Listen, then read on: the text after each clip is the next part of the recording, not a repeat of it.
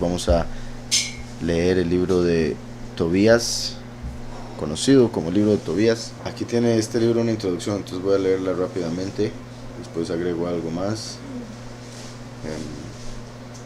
Bueno, dice: el libro de Tobías ha sido alabado por muchos comentadores de otros tiempos como lectura devota de familias cristianas, ¿verdad? Por si algo, este es un libro no traducido ni comentado por mí, entonces para que sepan.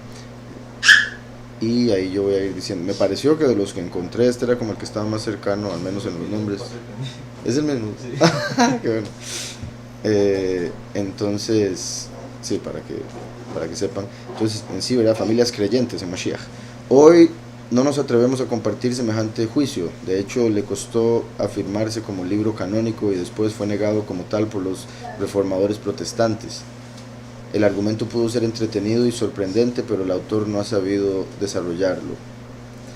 En sí, este libro está en las Biblias católicas, pero los cristianos, cuando hicieron la reforma, ¿verdad? Lo que le llaman, como sale acá, protestantes, lo quitaron del canon. Entonces en las Biblias evangélicas o cristianas no se encuentra este libro.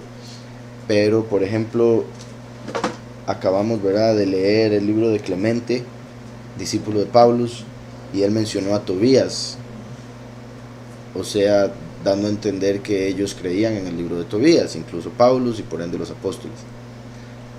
Como vamos a ver, Tobías es un libro profético por varios detalles. Tobías en sí, su nombre es Tobiahu o Tobiá, dependiendo donde aparezca el nombre en la escritura. Aparece Yahú o Ya, nada más Tobiá, que sería el bien de Yahweh, o Yahweh es mi bien, mi bondad.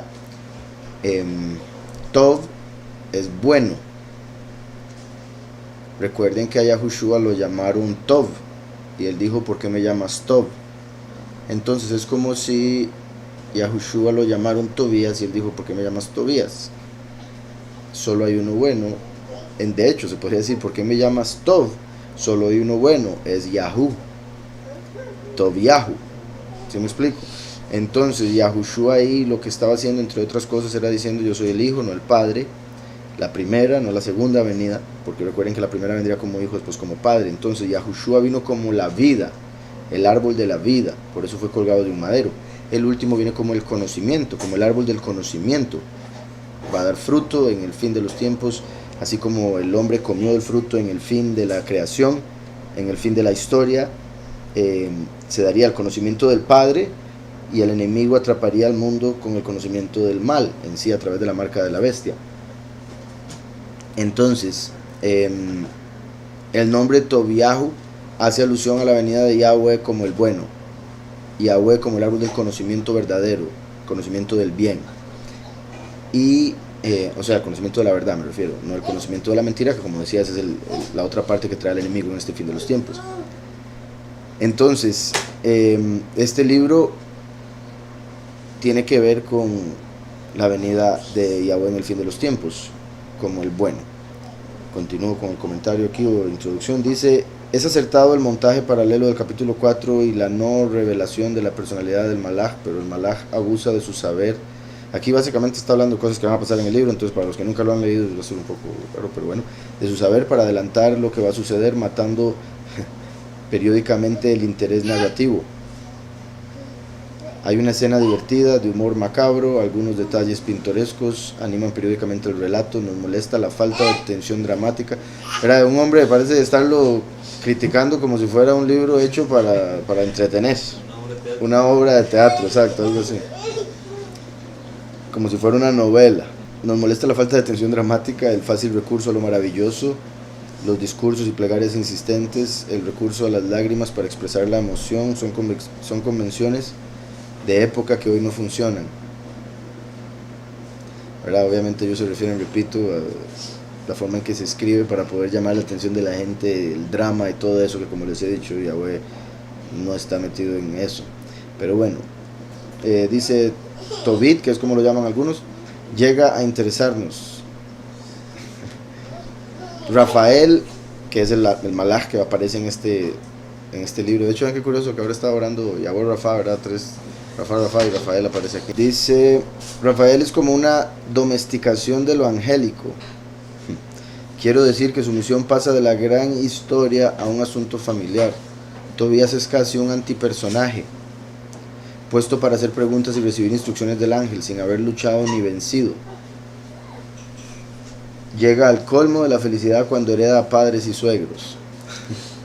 Entonces ellos lo están viendo desde un punto de vista completamente diferente al que se debería de ver el libro. Ahora que lo leamos vamos a ver por qué esos detalles, que representan simbólicamente o espiritualmente. Después dice época y autor. El libro parece escrito durante la era helenística, ¿verdad? La era de los griegos. Quizá bien entrado en el tercer siglo antes de Mashiach, ¿verdad? Entonces, unos 300 o menos años antes de que viniera el Mesías. El autor es desconocido, tiene todas las trazas de ser traducción griega de un original semítico. Entonces, el mismo hombre aquí muestra que el libro habría sido hebreo, original hebreo, pero después se tradujo al griego, y ese es el que llegó, como dice aquí, tiene todas las trazas de ser traducción griega de un original semítico, probablemente hebreo. La dicción es poco feliz y da la impresión de que ese defecto no se debe exclusivamente al traductor. Este hombre más negativo. Mensaje religioso. La espiritualidad del libro se inscribe bajo el lema de la observancia.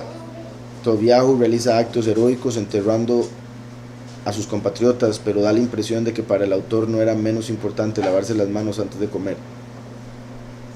Pero obviamente hablando de, por un lado, la disciplina de Tobiahu, el cómo veía todo mandamiento como importante, sin importar cuál mandamiento fuese. Pero también vamos a ver lo que representa eso en la lectura, por encima de los mandamientos de hombres o esa costumbre de lavarse las manos. Dice aquí, la estima de la limosna es notable.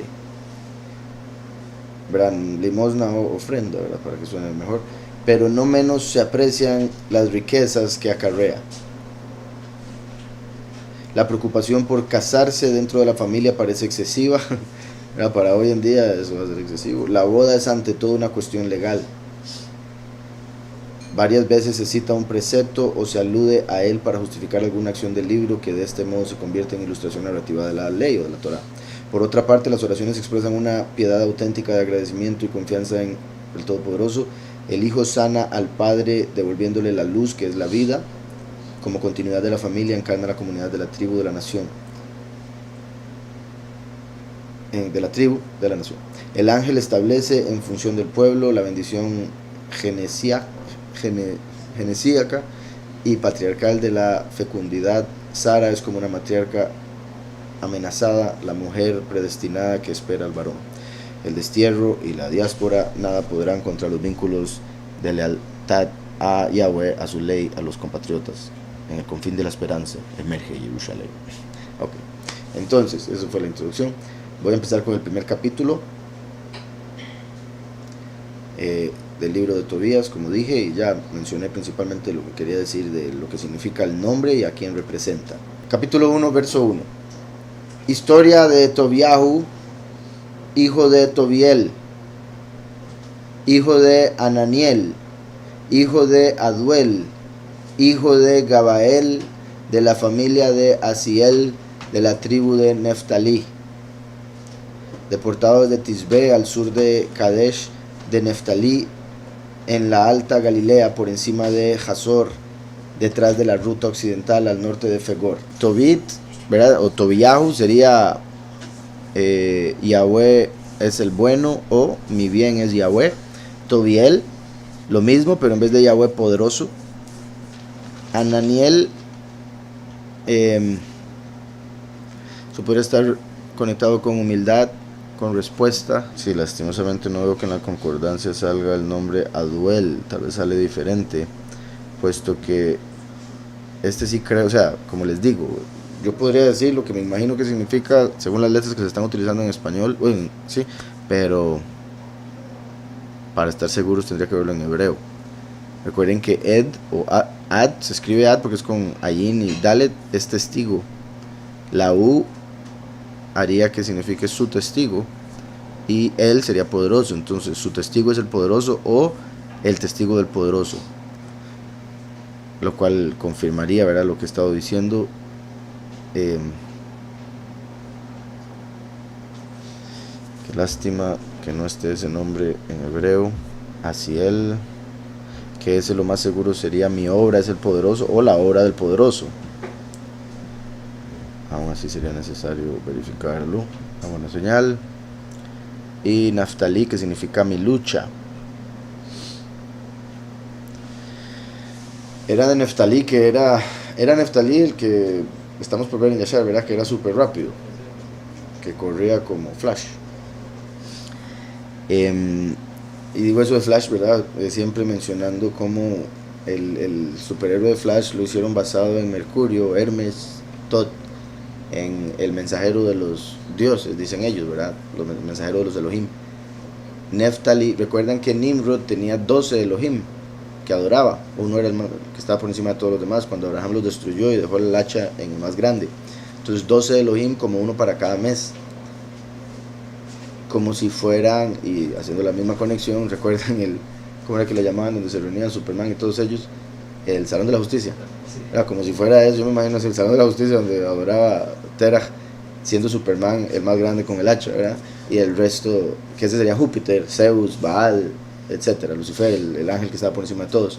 Y después todos los demás, entre esos estaría Mercurio, que es el ángel mensajero y por ende, como dije, Flash.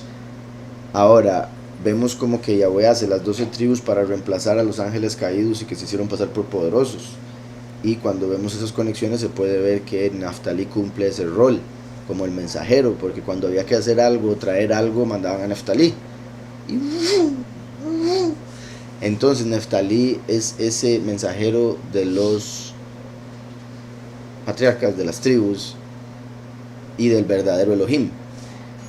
Recuerdan que he mencionado los dos pilares que están a la entrada del templo, Yaquín y Boaz. Yaquín y Boaz representan al primero y al último. Yaquín significa él establecerá, ya él vino a establecer el reino, Yahushua. El otro es Boaz, que significa rápidamente, veloz o con fuerza, dependiendo cómo veamos la palabra, como un compuesto o como una sola palabra. Entonces sería como una sola palabra, Boaz, rapidez, velocidad,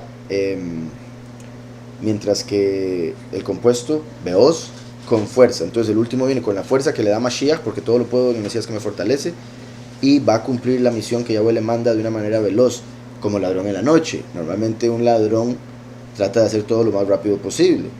Hay unos que hasta se duermen en el trabajo, pero los agarran un sándwich.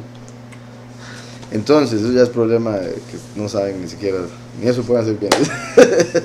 Entonces el ladrón tiene que entrar velozmente sin que lo vean, sigilosamente, que también era algo que tenía Naftalí, que se dice que él era tan rápido que él podía pasar por encima. Obviamente eso me parece es una exageración, una hipérbole para entender lo rápido que era. Habría que ver si tal vez era también delgado y todo lo demás, como para no quebrar el trigo cuando pasaba por encima, las espigas, exacto. Eso lo veremos eventualmente en Yashar. Entonces vemos que Tobiyahu era de Naftalí, haciendo alusión a eso, que el último, el bien de Yahweh, viene rápidamente, viene velozmente, como el pilar Boaz, y viene a pelear contra el ángel poderoso de este mundo, porque Naftalí significa mi lucha. El último tiene que venir a pelear contra el ángel para hacerlo caer a la tierra, el estrado de los pies de Mashiach. Entre los nombres que al menos encontré aquí, bueno, Tobiyahu, Yahweh es bueno, como dije. Después está Asiel, que significa de aquí no lo ponen, pero sí ponen el hebreo, y sí es la obra del poderoso, o lo que el poderoso ha hecho. Gabal, que es parecido al otro, bueno, Gabal en sí es frontera, pero la palabra que salió ahí fue, o el nombre que salió fue Gabael. Bueno, sería la frontera del poderoso, el límite del poderoso. En ese caso también Vamos a ver. Ajá.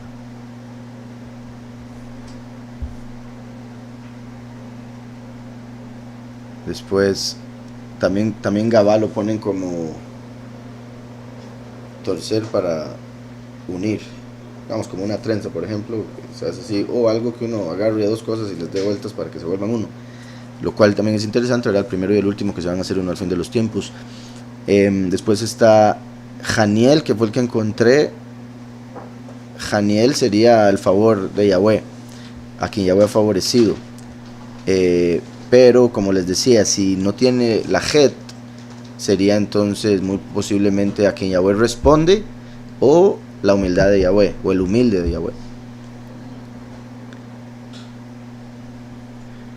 Y por último el otro que vi, bueno, me salió aquí Ananí, que es similar, ¿verdad? Y en este caso también, que esa es la otra palabra que se podría ver ahí, Anán, que es nube. Y eso es interesante porque si vamos a esos nombres una vez más con lo que acabo de mencionar, y sí me parece, o sea, no dudo que Aduel sea así, pero no puedo decir 100% que signifique su testigo, ¿verdad? El testigo del poderoso. Por las letras que se usan, transliterado sí sería así, pero recuerden que se pueden usar otras letras, podría ser Aleph en vez de Ayin. Pero aparte de esa única diferencia, el resto de las letras indican que sí sería testigo del poderoso. Entonces, con los nombres que vemos aquí se podría ver: Yahweh es bueno, Yahweh es el poderoso que responde, o el poderoso que viene en una nube, ¿verdad? Y la escritura dice, viene con las nubes, todo ojo le verá. Entonces, Yahweh es bueno, Yahweh es Yahweh es bueno, el bueno es el poderoso, o el bien del poderoso viene con las nubes del poderoso, para traer respuesta, humilde, como el testigo del poderoso, durante el límite del poderoso, o durante el fin de los tiempos, la frontera, cuando vamos a pasar al otro lado. Lo que el poderoso ha hecho, o la obra del poderoso, será mi lucha. Lo que el poderoso hará es mi lucha. Por un lado se puede ver como Él luchó por nosotros, puesto que pagó por nuestros pecados, pero también el hecho de que lo que viene a hacer en el fin de los tiempos es pelear contra el ángel Lucifer para hacerlo caer a la tierra en Apocalipsis 12. Entonces vean qué particular los nombres aquí. Y podría seguir, ¿verdad? Porque después sigue Tisbe. Es el lugar de donde venía Eliyahu, el Tisbita. A que vaya a la casa. Tisbe significa cautividad. Cautividad. Entonces, Tisbe sería cautividad. Y ahorita seguimos entonces con los nombres. También el hecho de que venga, dice, deportado desde Tisbe, o sea, él venía de Tisbe, era un Tisbita, igualmente que Eliyahu. Entonces vean cómo aquí se conecta con Eliyahu, una de dos. Se puede ver de dos maneras. Una, como el hecho de que los dos testigos vienen juntos, además de que más adelante vamos a ver el Malach Rafael, y siendo Tobiyahu el bien de Yahweh, o el último, Rafael sería Eliyahu. Ahora, como el último es un Malach, Micael, posiblemente Eliyahu también, se podría ver de la otra manera, y por el hecho de que viene de Tisbe, o era un Tisbita, igual que Eliyahu. O de la cautividad, que eso es la clave también del punto aquí del mensaje, deportados de la cautividad, o sea, viene de entre las naciones, no de Israel. ¿Sí me explico? Viene de la cautividad, del exilio. Después al sur de Kadesh, que es apartado, Naftalí, mi lucha, Galilea, el circuito o el círculo, Hazor, y es que todavía sigue, Fegor, Salmanasar, ese sí lo tenemos, Hazor, creo que está escrito diferente. Hazor significa castillo, villa, bueno, castillo. Después tenemos Fegor, ese sí lo veo difícil. Fegor yo creo que no está, ¿verdad? El poderoso es digno de ser servido.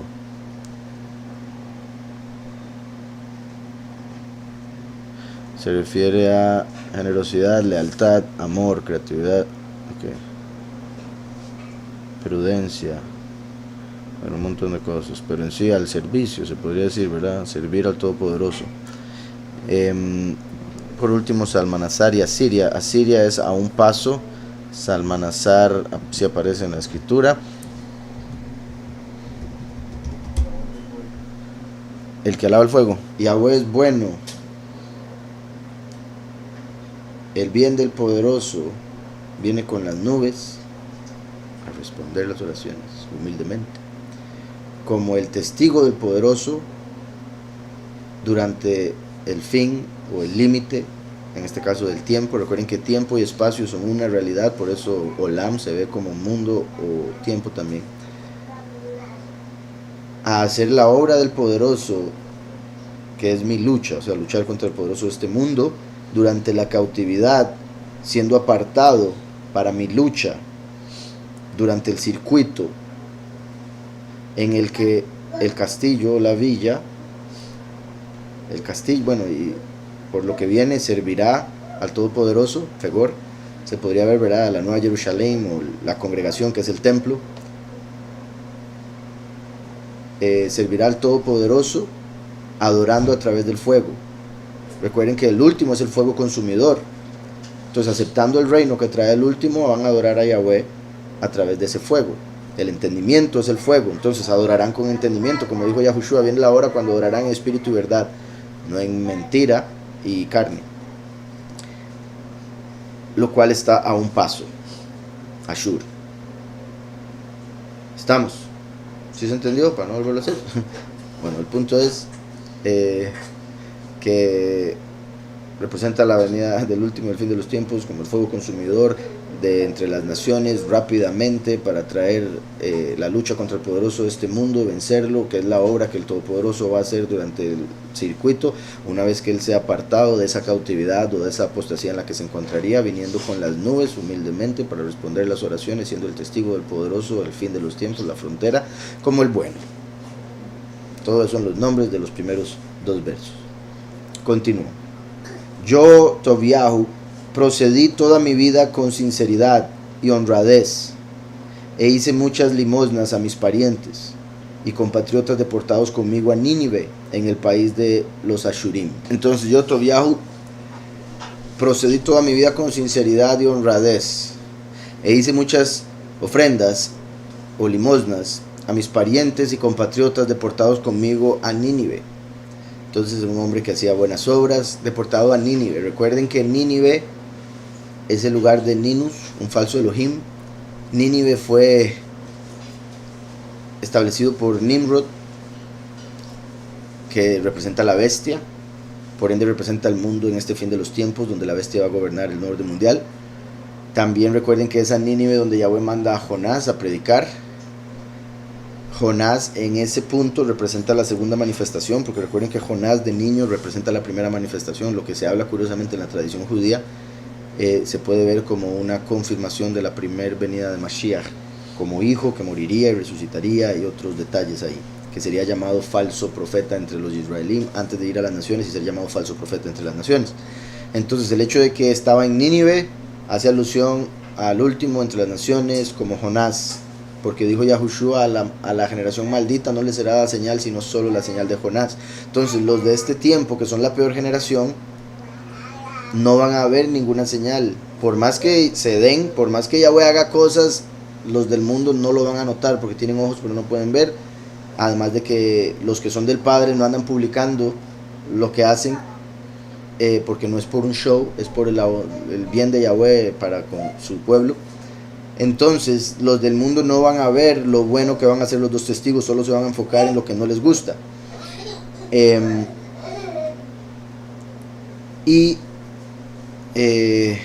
Como decía, como Jonás yendo a Nínive a predicar, el hecho de que lo van a llamar falso profeta incluso entre las naciones, como aquí se encuentra en Nínive. Había un punto que se me escapó, ahorita si lo recuerdo lo menciono. Entonces, hice muchas limosnas a mis parientes y compatriotas deportados conmigo a Nínive, en el país de los Ashurim. Recuerden también que Jonás va a Nínive a predicar y se habla de que se duraba 3 días para recorrer toda la ciudad, como dando a entender los 3 años y medio de los 2 testigos que predican durante todo ese tiempo. Así lo que decía de que a la generación maldita no le sería dada señal, sino solo la señal de Jonás. Entonces, para los impíos, lo único que van a poder ver o darse cuenta es la resurrección de los 2 testigos. Y eso ya va a ser muy tarde, porque ya para ese momento la puerta va a estar cerrada. Entonces, por no reconocer por la prédica, por no interesarse por la verdad, no van a poder reconocer los milagros que Yahweh vaya a hacer. Y por no reconocer eso, solo van a poder ver el milagro de la resurrección, porque no les será dada señal a la generación maldita. Entonces, ahora sí dice, en el país de los asirios: de joven, cuando estaba en Israel, mi patria, toda la tribu de nuestro padre Neftalí se separó de la casa de David y de Jerusalén, la ciudad elegida entre todas las tribus de Israel, como lugar de sus sacrificios, en la que había sido edificado y apartado a perpetuidad el templo, morada de Elohim. Vea cómo dice a perpetuidad. Recordemos que el templo fue destruido en el año 70. La idea era construir el templo por la eternidad, y como Ezequiel lo revela, habrá un templo, en sí principalmente el templo que es el cuerpo de Mashiach, la congregación. Como él dijo, destruyan el templo y yo lo levanto en 3 días. También habíamos visto en Nog y en algunos otros escritos cómo Yahweh hacía alusión a que el templo iba a ser eterno, pero se estaba refiriendo al cuerpo de Mashiach, cuando él viniese y resucitaría, y a partir de ese momento su templo sería eterno. Ya no hay forma de destruirlo, porque ya lo mataron y Yahweh lo levanta. De hecho, por eso hubo 2 templos en la historia humana, porque habría un primero y un último. En un templo había templo y arca, eso representa al último. En el otro templo solo había templo, no había arca, eso representa al primero. Cuando Yahushua vino como el templo, pero todavía no había venido el último como el arca. A perpetuidad del templo, morada de Elohim, lo cual se conecta, repito, con Yahushua HaMashiach. Vean cómo dice: de joven, cuando estaba en Israel, mi patria. Entonces se conecta con Yahushua, que vino primero como hijo de Israel. Toda la tribu de nuestro padre Neftalí, mi lucha, se separó de la casa de David. Yahushua, lo suyo vino, mas los suyos no lo recibieron. La casa de David se separaron, y esa fue la lucha, por decirlo así, ¿verdad? Porque lo mataron por no querer aceptarlo. Tenían lucha con la verdad. Y de Jerusalén, la ciudad elegida entre todas las tribus de Israel, como lugar de sus sacrificios, en la que había sido edificado y apartado a perpetuidad del templo, morada de Elohim. Todos mis parientes y la tribu de nuestro padre Neftalí ofrecían sacrificios al ternero de Jeroboam, rey de Israel, al ternero que Jeroboam, rey de Israel, había puesto en Dan, en la serranía de Galilea. Entonces vean cómo aquí revela que toda la familia era idólatra. Muestra cómo en ese tiempo estaban en una apostasía, igual que hoy en día. El último se manifiesta y nace en una doctrina falsa, igual que todos nosotros. Todos mis parientes y la tribu de nuestro padre Neftalí ofrecieron sacrificios al becerro de Jeroboam, ¿verdad? El ídolo que había construido Jeroboam, que representa a Baal, Satanás, Baal, que en español significa el Señor. Esta es una de las razones por las que yo considero era tan importante leer y estudiar la escritura, porque el enemigo hace que las personas se hagan ideas, y las personas piensan que en la escritura, o las personas de la escritura, Abraham, Tobías, todos ellos, eran personas que siempre veían milagros, que pasaban escuchando la voz, que eran súper lo que fuese. Y aquí vemos, por ejemplo, que él está diciendo claramente: todos sus parientes estaban en la mentira. Entonces, cuando uno le predica a alguien hoy en día, muchos de ellos, una de las cosas en las que se excusan o se escudan es diciendo: pero ¿cómo todo el mundo va a estar mal? Pero ¿cómo toda mi familia me va a haber enseñado una mentira? Pero ¿cómo por años van a estar así? Lo vemos aquí, lo vemos en otro montón de partes de la escritura. Era súper común, más bien es lo más común. Nunca en la historia de la vida ha estado todo el mundo en lo correcto. Nunca. La mayoría normalmente se desvía. Bendito el Padre, que vean como una vez más todo se conecta, puesto que estuvimos leyendo acerca de estos becerros que hizo Jeroboam, y hemos estado leyendo también de sus descendientes, cómo fueron iguales que él. Entonces, rey de Israel, que había puesto en Dan, en la serranía de Galil. Mientras que muchas veces, también recuerden que de Dan va a salir una serpiente que va a herir al caballo en los talones y va a hacer que el jinete se caiga para atrás. Vean qué particular también esto, porque tuve que sacar una canción donde ese es el coro en inglés, esto suena un poco mejor, que es el verso de Génesis 49, donde dice que de Dan saldría una serpiente. Vean cómo en Dan pusieron un becerro. Eso viene siendo una serpiente que estaba hiriendo al pueblo con idolatría, y haciendo alusión a cómo en el fin de los tiempos la bestia va a tener que ver con la tribu de Dan y se va a encargar de matar a los dos testigos, uno de los cuales es como Tobías. En la serranía de Galil, circuito, cuando todo se cumpla nuevamente. Dice, mientras que muchas veces yo era el único que iba a las fiestas de Jerusalén, como se lo prescribe a todo Israel una ley perpetua. La escritura habla de que hay 3 fiestas, Matzot, Shavuot y Sukkot, en las cuales hay que ir a Jerusalén. Obviamente si uno tiene la capacidad, y principalmente cuando se estaba en Israel, en la tierra prometida, ¿verdad? Y habría que ir a Jerusalén. Entonces dice, ¿verdad? Todos sus parientes iban a hacer sacrificios al ternero de Jeroboam, el rey de Israel, que por ende, al ser el rey de Israel, Jeroboam estaba sobre los de Naftalí. Naftalí tenía que servir a ese rey. Entonces aquí esto es algo particular, porque el rey, una de las razones por las que había hecho el becerro de oro, que hizo 2 en realidad, era para que la gente no se fuera a Jerusalén, porque después se hacían muy siervos del rey de Yahudá y ya le perdía el poder el rey de Israel. Entonces es curioso que aquí vemos que Tobiahu no le importaba, y aunque todos iban a adorar el becerro, él se iba a Jerusalén. Dice, mientras que muchas veces yo era el único que iba a las fiestas de Jerusalén, como se lo prescribe a todo Israel en una ley perpetua. Yo corría a Jerusalén con las primicias de los frutos y de los animales. Como menciona, yo corría, haciendo alusión, ¿verdad?, que no solo iba, sino que lo hacía con muchas ganas, con mucho deseo.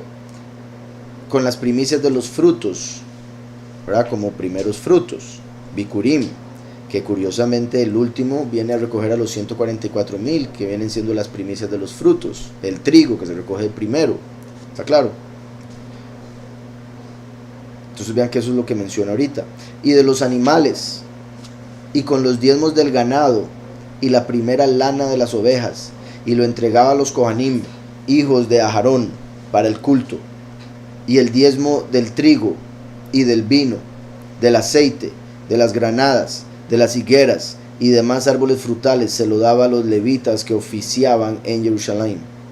El segundo diezmo lo cambiaba en dinero, juntándolo de 6 años, y cuando iba cada año a Jerusalén, lo gastaba allí.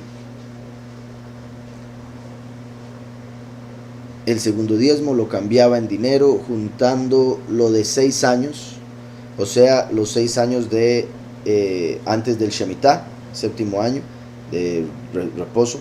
Entonces también vean cómo se conecta con los 6 milenios. Habrían 6 milenios donde Yahweh recogería las buenas obras de los justos, para después llegar a dar la bendición inmensa a través de lo que va a hacer con el último. El segundo diezmo lo cambiaba en dinero, juntando los 6 años, y cuando iba cada año a Jerusalén lo gastaba allí. O sea, cada año Shemitah sería, porque lo juntaba 6 años. El tercer diezmo lo daba cada 3 años a los huérfanos, a las viudas y a los extranjeros que convivían con los israelíes. Lo comíamos según lo ordenado en la Torá de Moshe acerca de los diezmos, y según el encargo de Débora, madre de mi abuelo Ananiel, porque mi padre murió dejándome huérfano. Entonces vean que Tobiahu no habría tenido padre durante, bueno, o sea, en sentido de que lo criara, lo crió su abuelo, que sería muy posiblemente lo de las nubes, ¿verdad? Como decía, las nubes del poderoso o algo similar. Débora, que es la jueza, ¿verdad? Una mujer muy importante. Eh, y el nombre se conecta con las abejas y con la palabra de Yahweh. Con los diezmos del ganado y la primera lana de las ovejas y lo entregaba a los Kohanim, hijos de Aarón, para el culto. El diezmo del trigo y del vino, del aceite de las granadas, de las higueras y demás árboles frutales se lo daba a los levitas que oficiaban en Jerusalén. El segundo diezmo lo cambiaba en dinero, juntándolos de 6 años, y cuando iba cada año a Jerusalén lo gastaba allí. El tercer diezmo lo daba cada 3 años a los huérfanos, a las viudas y a los extranjeros que convivían con los Israelín. Lo comíamos según lo ordenado en la ley de Moshe acerca de los diezmos y según el encargo de Débora, madre de mi abuelo Ananiel, porque mi padre murió dejándome huérfano.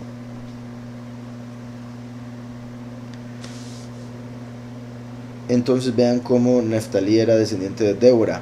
Se puede ver cómo Tobiyahu era descendiente de Débora. Y se puede ver entonces cómo Tobiyahu viene de la palabra de Yahweh, por la Ruach HaKodesh, o a través de la Ruach, representada por Débora. Dice: de mayor me casé con una mujer de mi familia llamada Ana. Tuve con ella un hijo y le puse de nombre Tobiyahu. Ok, sí, cierto, se me olvidó este detalle, que por eso era que aparecía Tobit al inicio. Y por la forma que está escribiendo parecería ser entonces que era el papá que escribió, o sea, el papá de Tobiyahu, el que escribió el libro acerca de Tobiyahu, su hijo, y lo que le pasó a él, lo cual es muy interesante que lo haya escrito, porque sería una prueba del milagro que Yahweh hizo. Ahora vamos a ver a qué me refiero. Y por ende entonces habría sido el papá de Tobiyahu el que se crió con su abuelo Ananiel. De mayor me casé con una mujer de mi familia llamada Ana, tuve con ella un hijo y le puse de nombre Tobiyahu. Cuando me deportaron a Ashur como cautivo, vine a Nínive, ¿verdad? Lo cual eso también es importante con respecto a la interpretación profética que estaba mencionando ahora, porque entonces eso indica que fue el papá de Tobiyahu el que estuvo en una tierra y lo enviaron a la otra. O sea, Tobiyahu nació en otra tierra, nació ya entre las naciones, igual que el último nace entre las naciones. No es como que nace en Israel y lo deportan, ¿sí me explico? Entonces eso me parece importante mencionarlo, ya que estábamos viendo eso del papá Tobit y Tobiyahu el hijo. También mostrando que ese servicio que se acaba de mencionar, de los diezmos y todo ese deseo de ir a servir al templo, a Jerusalén, venía del papá de Tobiyahu, y por ende también se lo instruyó, claro está. Cuando me deportaron de Ashur como cautivo, vine a Nínive. Todos mis parientes y compatriotas comían manjares de los goyim, ¿verdad? De los gentiles, pero yo me guardé muy bien de hacerlo. Claramente en ese tiempo todavía no se había revelado o no se había purificado todo alimento, si se quiere poner así, como lo vemos en Hechos 10. En sí era lo que no se había purificado, era el entendimiento, ¿verdad? Acerca de la verdad de la Torah. Entonces, por falta de entendimiento y por ser esto de otro tiempo antes de venir Mashiach, hay que entender, ¿verdad? El cómo esto era una buena característica de él, porque él, como en Romanos 14, el que piensa que algo es impuro y lo hace, para él lo es. Entonces Tobiyahu no hacía nada que él pensase que fuese impuro, o Tobit en este caso. Dice: pero yo me guardé muy bien de hacerlo, y como yo tenía muy presente a Elohim, y en ese caso también los manjares de los gentiles, se podría ver en ese aspecto como hoy en día, que en realidad ni siquiera me parece que sea un manjar nada de lo que hacen los gentiles, pero me refiero a las cosas que van a escuchar a las iglesias falsas, o a los motivadores, o a lo que sea que la gente de hoy en día busca para sentirse mejor, animarse, sin en realidad pensar en lo que viene, en lo que tiene que cambiar, en arrepentirse, etcétera. Entonces son manjares para el oído, son manjares para el corazón y la inclinación al mal, que les digan: todo va a estar bien, todo está bien, no se preocupen, no tiene que hacer nada, Dios ama a todos, aunque hagan todo lo contrario de lo que Él manda. Todos esos detalles que se dicen en el mundo, y que si uno dice lo contrario, lo empiezan a bloquear y bloquear y bloquear. De hecho, algo estaba viendo de cómo uno de los más famosos, como llaman, youtubers,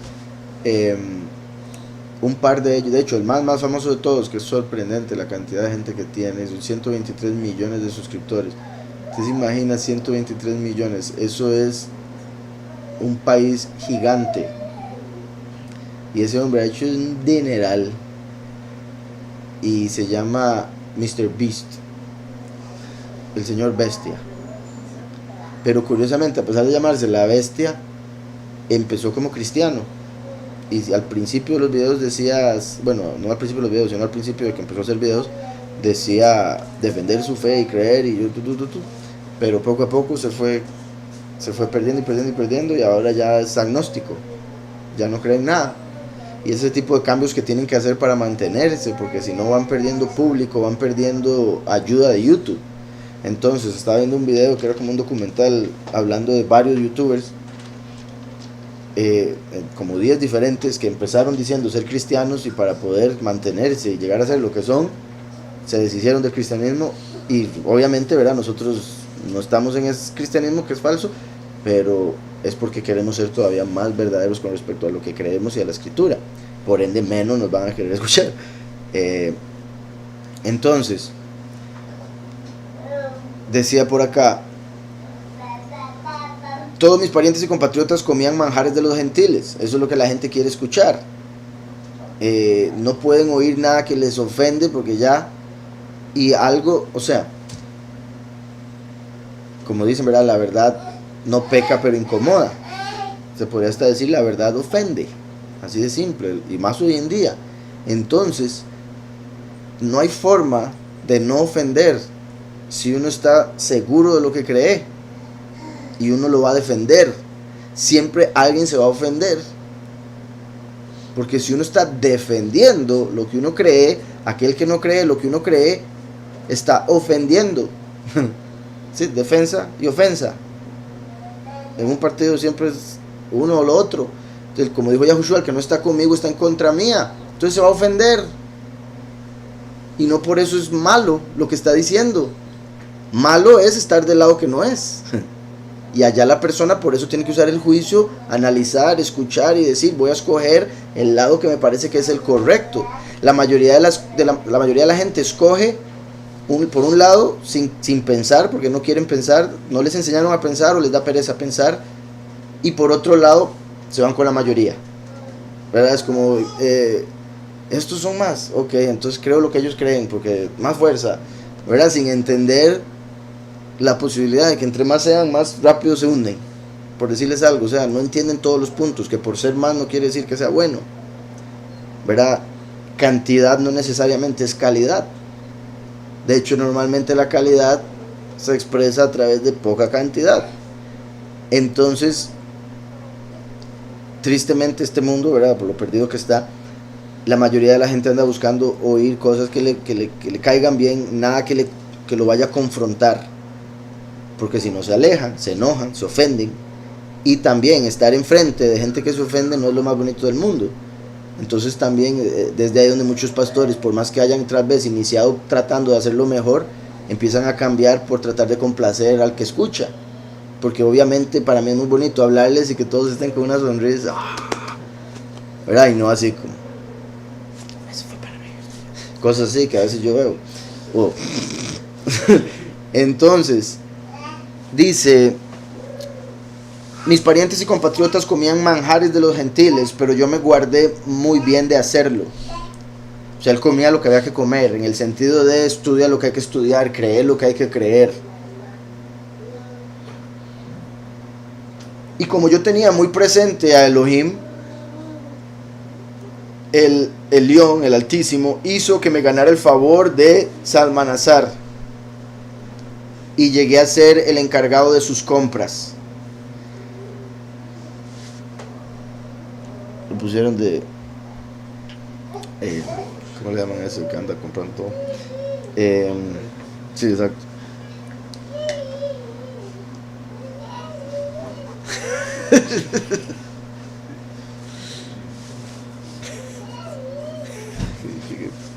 Entonces dice, hasta que murió yo solía ir a media, ya después iba completo. Calmadito.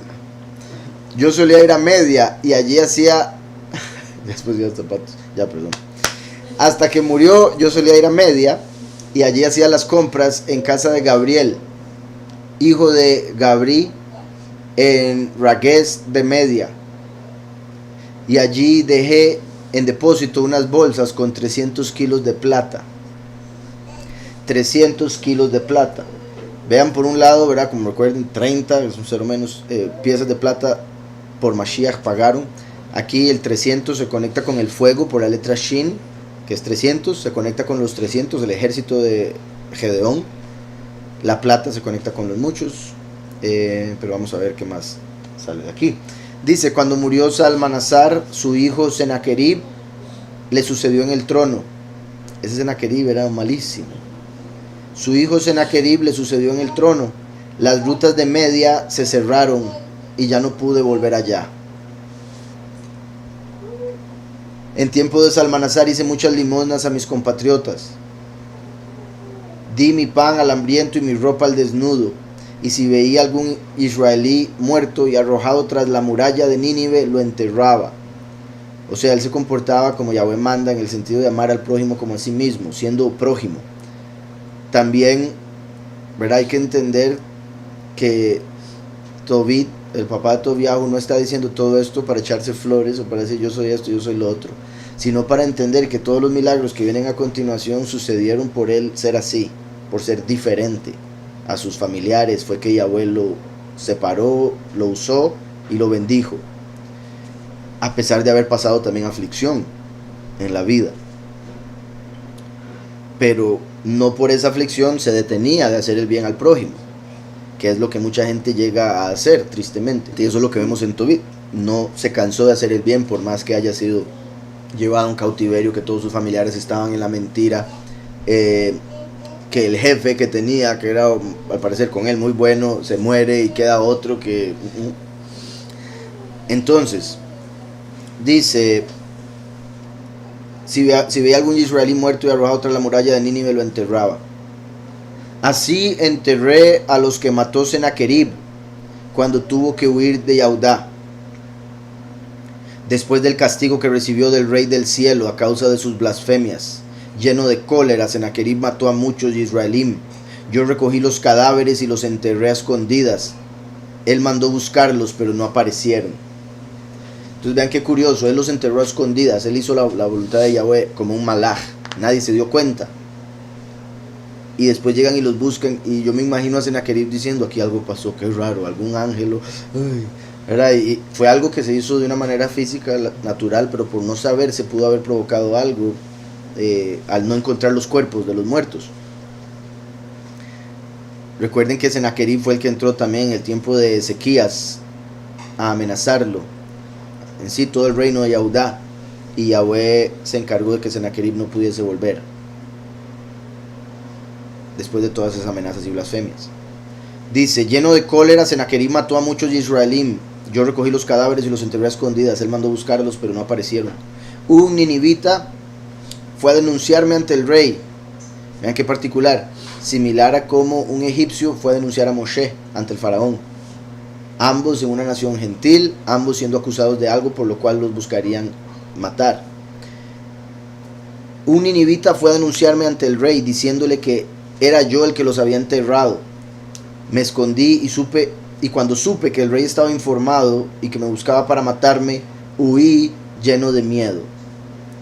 Vean cómo a pesar de todo el bien que ha hecho, tiene que huir y va lleno de miedo, a pesar de la fe que pueda tener. Y no digo eso para que uno se deje llenar de miedo, sino para que no se eche a morir si tiene miedo, sino que lo enfrente, luche con él y sea valeroso, ¿verdad? Que de ahí viene también el ser valiente, el que a pesar del miedo puede actuar, puede continuar. Entonces me quitaron todos los bienes, y se llama Tobit, el bien del poderoso, y le quitaron todo, ¿verdad? Y él estaría muy, bueno, la carne diciendo, pero ¿cómo me van a quitar todo si yo he sido tan fiel, si yo he sido esto y lo otro? Y por eso les digo, ahí es donde uno se tiene que mantener firme y decir, no, todo va a dar fruto en algún momento. Yahweh está viendo, Yahweh sabe. Acuérdese de Yahushua, acuérdese de Job. Se lo llevaron todo para el tesoro real y me dejaron únicamente a mi mujer, Ana, y mi hijo Tobiahu. Entonces vea, quedó solo con Ana y su hijo. Entonces eso indica que Tobiahu nació o creció en escasez, en el sentido de que parecía haber tenido muchas riquezas Tobit como para decirte que fue echado todo en el tesoro real, pero vemos que empieza como de cero nuevamente cuando viene Tobiahu. Y digo eso porque recuerden que Yosef, que representa al último, fue vendido como esclavo, a pesar de ser el que tenía la túnica de colores en su casa, después estaba de esclavo en Egipto. Igual que Yahushua vino con todo el poder, toda la estima de una virgen, muere, resucita en poder, asciende en poder, y después tiene que venir como hijo pródigo el último. Muy diferente. Entonces, como con toda la riqueza, todo el poder, y después en pobreza, en el sentido de lo que he mencionado, como también Yahweh habla del último como ciego y sordo espiritual, porque viene como hijo pródigo. Dice: y me dejaron únicamente a mi mujer Ana y mi hijo Tobías. No habían pasado 40 días, oigan, 40 días, como los 40 milenios, perdón, 40 jubileos. 40 jubileos desde la primera hasta la segunda venida, que son 2000 años. Como los 40 años del desierto de Israel, ¿verdad? Israel estando en el desierto. También vea como dice, no habían pasado 40 días, porque 40 jubileos es para ya entrar al milenio, y el último se manifiesta antitos de eso, o sea, antes de acabarse los 40 jubileos se tienen que manifestar los dos testigos. No habían pasado 40 días cuando Sennacherib fue asesinado por sus dos hijos, que huyeron a los montes de Ararat. Sus dos hijos asesinaron a Sennacherib. Vean qué sorprendente cómo Yahweh se encargó de traer venganza sobre él por lo que él había hablado y la amenaza que había hecho a Israel, que sus propios hijos lo mataron. También, exacto, muy buen punto, ¿verdad? Que aquellos que quieren matar a los 12 hijos van a morir de la misma manera en que los busquen para matarlos. Vemos aquí Sennacherib que lo matan sus dos hijos. Por un lado se puede ver como la conexión con los dos testigos, por dos, pero también el hecho de que Sennacherib quería la muerte de Tobiahu y ahora es él el que muere a manos de sus hijos, o Tobit y Tobiahu sin duda. Ahora él muere a manos de sus hijos, igual que el que vaya a tratar de matar a los dos testigos va a morir de la misma manera. Sennacherib se puede conectar con la bestia por el poderío que tuvo, y de hecho la escritura habla muchas veces de la bestia con el término el asirio, ¿se acuerdan? Y el asirio se refiere a Sennacherib.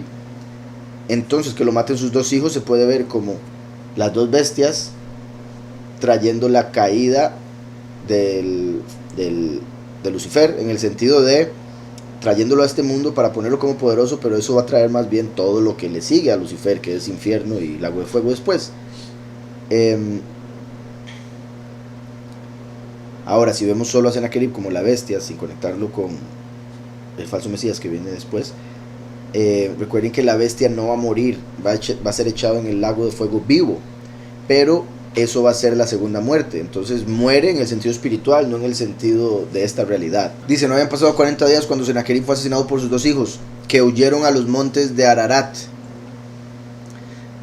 La hermana había tenido un sueño. Ararat, ¿se acuerdan? Ararat fue la montaña donde quedó el arca de Noé. Entonces, para el final del diluvio, la venida del Hijo del Hombre sería como los días de Noé, dice la escritura. Por ende, qué curioso que se mencione el Ararat aquí, que también se conecta con maldiciones o con el cierre de la maldición, como el cierre del diluvio, y aquí el cierre de la persecución que había de Tobit. No había pasado 40 días cuando Sennacherib fue asesinado por sus dos hijos que huyeron a los montes de Ararat. Su hijo Azaradón le sucedió en el trono. Adón, ¿verdad? Soberano. Ashar, bueno, habría que ver si viene de gozo o de fuego. También habría que ver si tiene alguna, en realidad, origen del idioma de la nación de ellos, que es lo más posible. Su hijo Azaradón le sucedió en el trono. Azaradón puso a Ajicar, hijo de mi hermano Anael, al frente de la contabilidad y la administración general del reino.